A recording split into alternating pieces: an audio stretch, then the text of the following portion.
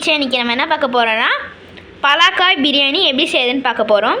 அதுக்கு வந்து முதல்ல நான் பலாக்காவை இந்த மாதிரி க்யூப்ஸில் கட் பண்ணி சுடு தண்ணிலையும் மஞ்சத்தூள் போட்ட சுடு தண்ணியில் வந்து நான் வந்து 10 நிமிஷம் போட்டு எடுத்து 1/2 கப் தயிர் ஊற்றிக்கிறேன்.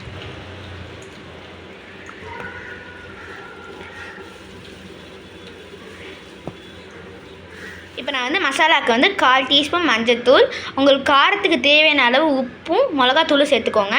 அப்புறம் வந்து 1/2 teaspoon chicken masala, 1/2 teaspoon garam masala சேர்த்துருக்கேன். இது சேர்த்து நல்லா மிக்ஸ் பண்ணிக்கலாம். இப்போ வந்து 1/2 ஸ்பூன் கொத்தமல்லியும் 1 ஸ்பூன் புதினாவும் போட்டுக்கலாம். போட்டுட்டு நான் கால் லெமன் புளிய போகிறேன், புளிஞ்சுக்கலாம்.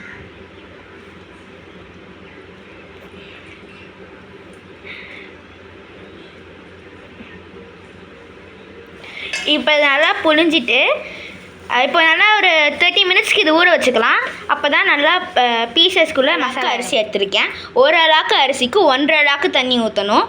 1:1.5 ரேஷியோவில் தண்ணி ஊற்றி நீங்கள் அரிசியை ஊற வச்சுக்கலாம். இப்போ நான் தண்ணி ஊற்றிக்கிறேன்.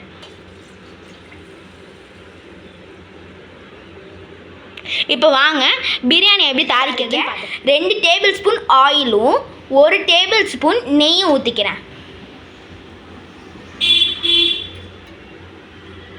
கொஞ்சம் 3 பிரிஞ்சி இலை, 1 துண்டு பட்டை, 6 கிராம்பு, 2 ஸ்டார் அனீஸ், 4 ஏலக்காய், 1 சின்ன பீஸ் ஜாதி பத்திரி எடுத்துருக்கேன். அது உள்ளே போட்டுக்கலாம். நெய் காஞ்சிருச்சு.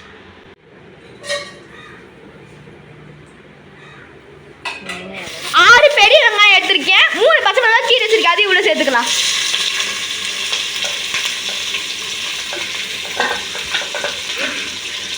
கோல்டன் ப்ரௌன் ஆகிற வரைக்கும் வதங்கினோடனே 1.5 டேபிள் ஸ்பூன் நான் ஜிஞ்சர் கார்லிக் பேஸ்ட் போட்டுக்கிறேன்.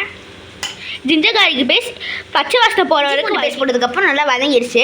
இப்போ நான் வந்து தக்காளி வெட்டி வச்சுருக்கேன், அதையும் உள்ளே சேர்த்துக்கலாம். தக்காளி நல்லா மசிற அளவுக்கு நல்லா சுருண்டு வதங்கினதுக்கப்புறம் நான் வந்து இந்த அளவுக்கு எண்ணெய் பிரிஞ்சு வந்தோடனே 1/2 டம்ளர் தயிர் ஊற்றிக்கலாம்.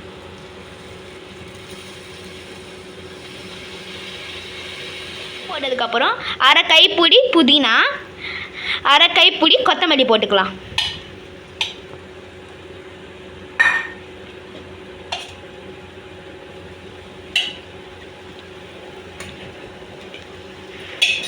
இது போல் நல்லா மிக்ஸ் பண்ணிக்கலாம்.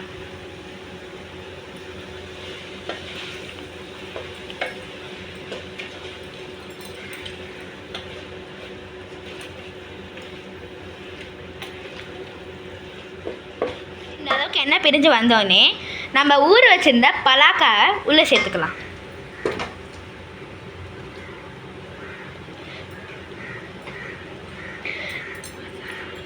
மசாலா அதில் அந்த வெசலில் மசாலா ஒட்டியிருந்ததுன்னா அதை நீங்கள் வடித்து உள்ளே சேர்த்துக்கலாம். நல்லா பலாக்காவும் மசாலாவும் மிக்ஸ் ஆகிற மாதிரி நல்லா வதக்கிக்கலாம். தண்ணியும் அரிசியும் உள்ளே சேர்த்துக்கலாம்.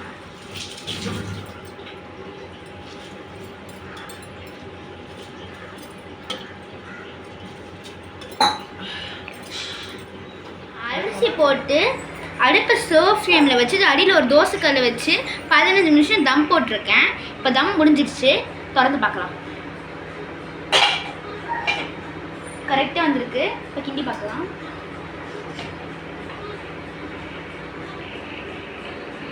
அரிசி இன்னும் உடையாமல் குலையாமல் கரெக்டாக இருந்திருக்கு. இப்போ வாங்க டேஸ்டிங் கொடுத்துடலாம். வாங்க என்னோடய கசினுக்கும் என்னோடய சிஸ்டருக்கும் டேஸ்டிங் கொடுத்துடலாம். சூப்பராக இருக்குது பலாக்காய் பிரியாணி.